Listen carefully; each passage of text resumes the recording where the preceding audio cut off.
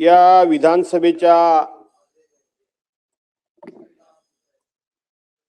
हिवाळी अधिवेशनामध्ये प्रत्येक मंगळवारी हा सत्ताधारी पक्षाचा 293चा प्रस्ताव येतो आणि गुरुवारी हा विरोधी पक्षाचा 293चा प्रस्ताव येतो।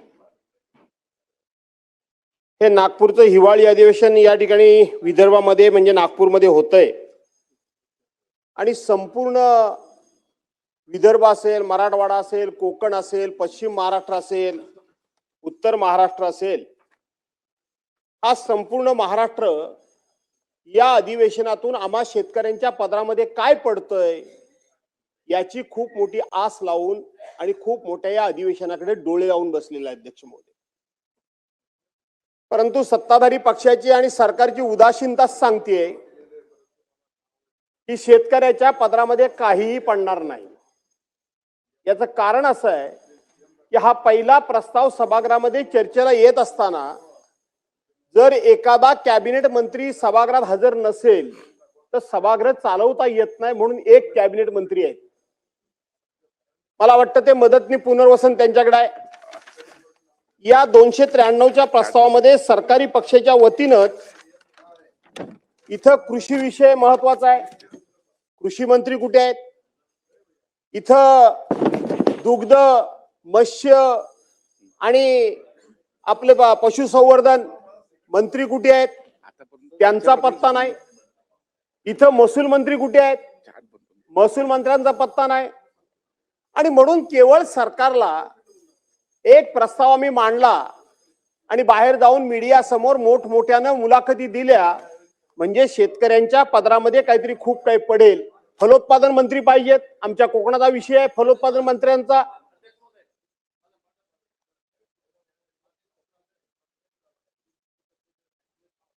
ही गोष्ट खरी आहे अध्यक्ष महाराज, संपूर्ण राज्याचं लक्ष या प्रस्तावाकडे लागलेलं आहे आणि अशा परिस्थितीमध्ये जो मुद्दा माननीय भास्करराव जाधवांनी या ठिकाणी रेस केलेला आहे, फक्त मदत आणि पुनर्वसन मंत्री या ठिकाणी हजर अध्यक्ष महाराज।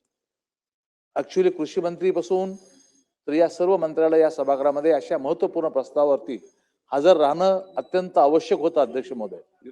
तरी जर ही अनास्था असेल अध्यक्ष महाराज तर हे चित्र काही राज्याच्या समोर चांगलं जाणार नाही अध्यक्ष महोदय। त्यामुळे तुम्ही एक तर मंत्र्याला समज दिली पाहिजे अध्यक्ष महोदय, ही गरज आहे आता अध्यक्ष महोदय। हे हजर राहत नसेल तर मग काय करायचं अध्यक्ष महाराज? ओ सत्तारभाई, मी जरा पॉइंट ऑफ ऑर्डर बोलतोय। खोतकर साहेब येतात आहे, निरोप देतोय इकडचा। त्यामुळे तुम्ही अध्यक्ष महाराज या पॉइंट ऑफ ऑर्डरची गंभीर दखल घ्यावी आणि माननीय मंत्री महोदयाला हजर राहत सांगावं अध्यक्ष महाराज। दादा साहेब बोला। प्रत्येक विषयाची